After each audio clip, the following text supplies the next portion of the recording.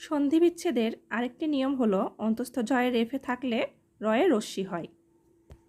যেমন পর্যায়, অন্তঃস্থ জয়ে রেফের জন্য রয়ে রস্যি, পরি যোগ আকারের জন্য আই, পরি যোগ আই পর্যায়।